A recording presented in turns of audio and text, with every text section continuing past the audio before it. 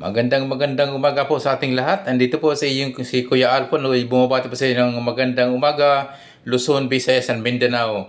Ngayon po ay ating pong puntahan po ngayon ang Senado na talaga pong mukhang nagkapersonalan na po.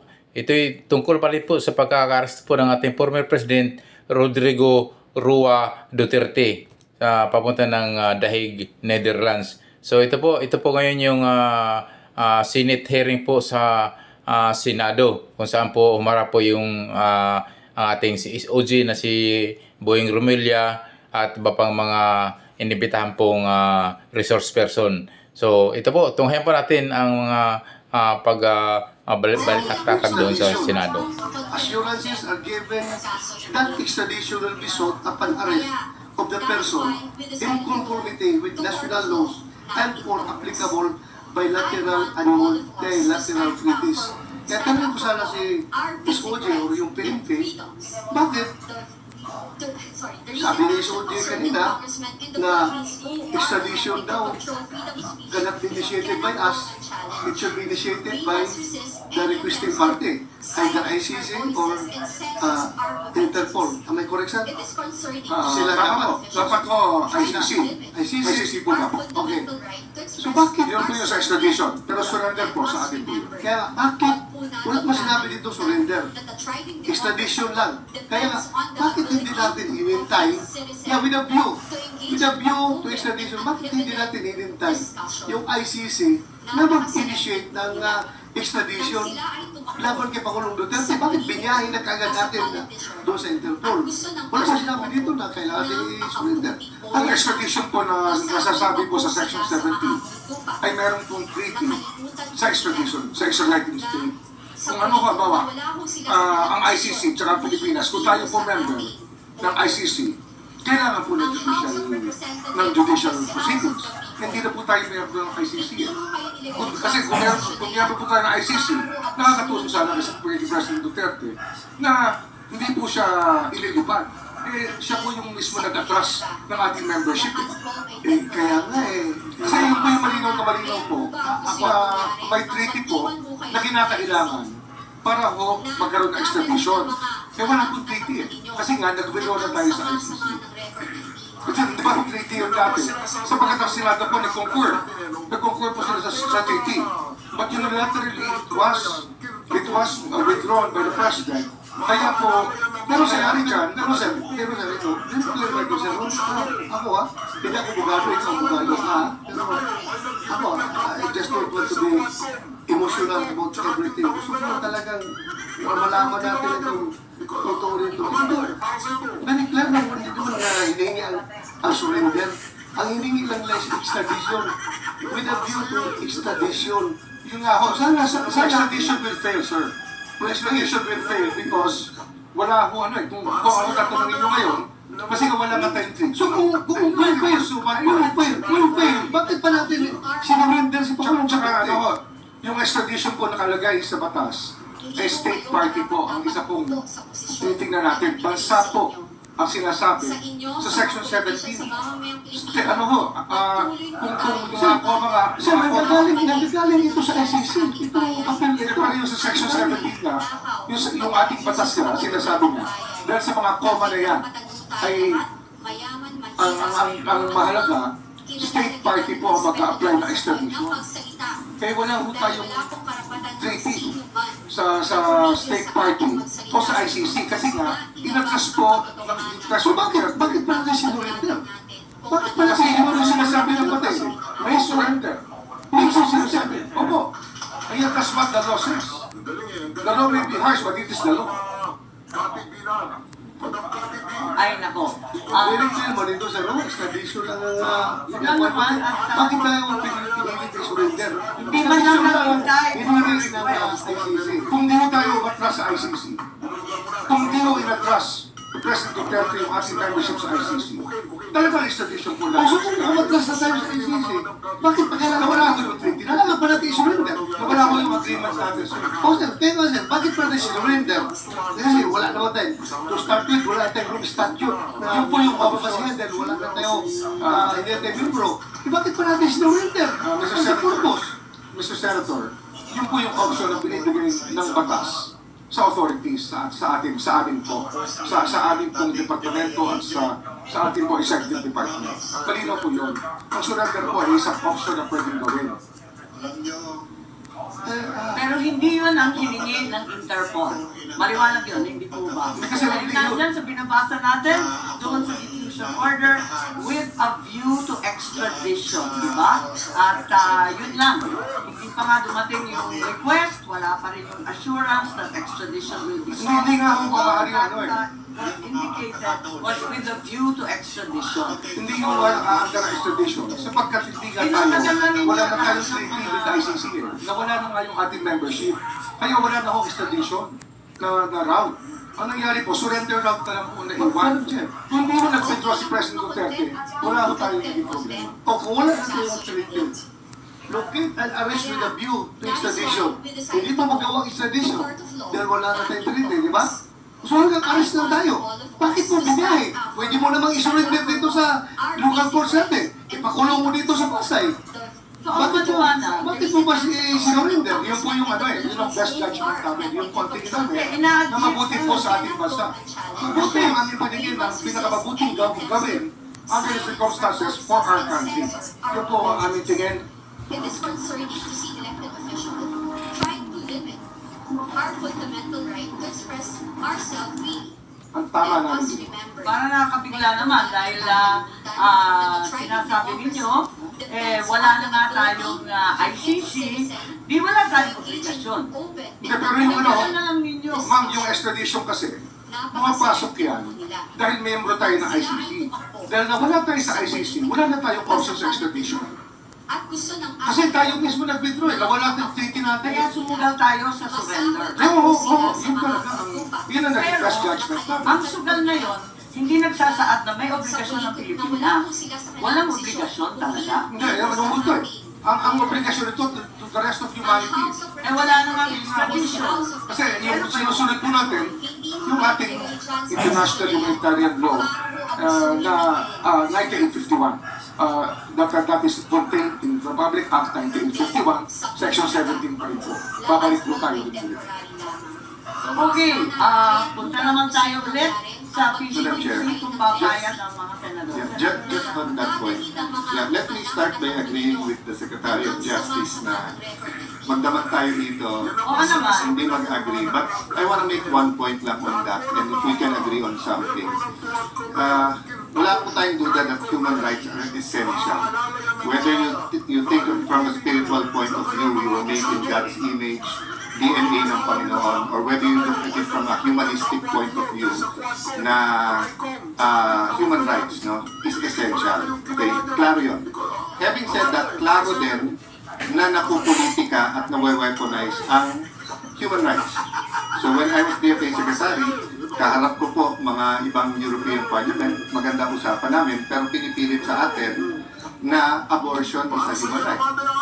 Iba po yun sa ating konstitusyon, na from conception, we believe it's a human right, yung life ng bata. So my point, Secretary, ang urgency kasi dito, nagsasalita kasi yung ICC na may mga isusunod sila. So what's important for me is if they issue a warrant, we guarantee, I'm not sure if we'll agree here, but we guarantee the Filipinos that warrants will be issued against them, that they can go to court. Na hindi pagdating ng warrant, dating ang and surrender them there. Kasi nga, if they're there na, with an academic na, not in the sense that they can still get accountability, as the good justice said. Kung may abuse of process, may mananagot dito. Pero natinay na yung liberty nila doon. Di ba may kasabihan tayo sa law school na di bali ng, actually, I forgot who quoted it from who, but di bali ng 100 na guilty makalaya, huwag lang yung isang inosente ay maparusahan. So, have we thought about that? So, if the ICC issues, will we wait for the Supreme Court to rule, or will we allow them to be sent, put on a plane and send them to Hague already? That was the option that we had considered in the executive department. And we believe that after the best judgment, it's rendering influence. I met Secretary after. So now that there's pending before the Supreme Court, kung biglang mag-issue for 5 more Filipinos, sino man sila, will we allow those Filipinos to, if they're detained here in the Philippines, then go to the Supreme Court, or will we put them on a plane and send them to it? Considering that the Supreme Court is now looking into this legal issue. Yun nga ako kasi nga kaya hindi ko lang kung kasi iniiwasan po namin sabihin ko sub judice Kasi nga, napakahalaga po ng maging judgment ng Supreme Court. Kasi alam ko po dyan, pag sa ganitong sitwasyon, case of first impression, baka sakali magbigay sila ng guidelines kung ano po ang dapat gawin ng executive department. Pero ito po, ito sa their best judgment, but this is the best thing to do. Kaya ginawa po natin. I'm talking about Secretary after President Duterte.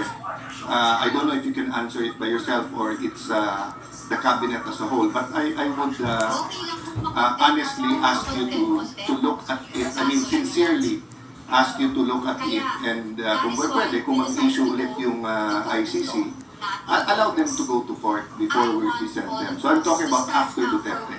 Kasi even in your statements naman before this, you have an option, di ba? So I'm just saying, safer option yung before Philippine courts kasi pag nandun na, wala nang rewind eh. Di ba? So let's say you have 3 generals, ex-generals, etc. sent na there. Wala na silang remedy dito. So yun lang naman point ko yung after President Duterte. Before, of course, if the Supreme Court decides on point, then may guidance na tayong lahat. But while it's pending, it might be safer to allow the Filipinos to seek redress here. Mahirap pong mag-commit, ayaw pong magsinungaling, mahirap pong I understand. Pero ang mahalaga po, sabi ko nga, kaya nga ayaw ko sana magsalita tungkol dito, yung last hearing po, iniiwasan po namin na magsalita. Kasi napakahalaga po ng gagawin ng Supreme Court dito. Sana po, igalang din natin yung kanilang estado ngayon na kailangan po nila desisyon ng itong kaso. Okay, ang dinidinan natin, tulad ng sinabi mo ng umpisa, na nangingibabaw sa lahat ang ating saligang batas. Kahit ano pang batas yan, kung ano man tratado yan, mangingibabaw lahat ng Bill of Rights, ang karapatang pantao ay mangingibabaw sa lahat. Kaya nagugulantalan kami na meron naman parang options bakit pinili yung labag sa batas? Yun ang pinagtatakahan namin. Mabalik muna tayo sa PCTC at kung maaari, I'd like to be clarified on the role of the Special Envoy on Transnational Crime, currently occupied by Ambassador, apparently previously ASEC, tama ba yun? Marcos Lacanilaw, are you busy present? Yes, President. And what's your proper title? Ambassador. Before I was ASEC of Office of Civil Defense, pero na-transfer ko ako sa Special Envoy last year. So I hold the rank ma'am of Ambassador. Ganun pala. So, dati nakita ko sa Facebook, magpapasalamat sa kay Senator Bongo tungkol sa flood control. Tama ba yun? Dahil sa civil defense. So, Senator Bongo nandyan. Kilala po ninyo to? Si Senator Bongo may statement yata. Naririnig ba ninyo ako? Ayan po. Madam Chair. Yes, please. Oo. Si Ambassador Lacanilaw sa dating Office of Civil Defense, ASEC ka doon. At wala, nakita ko lang yung Facebook post tungkol sa flood control. So, inaasahan ko kilala po ninyo si Mr. Lacanilaw. I'm not so familiar about him. Anyway, nakikita ko po dyan. Okay.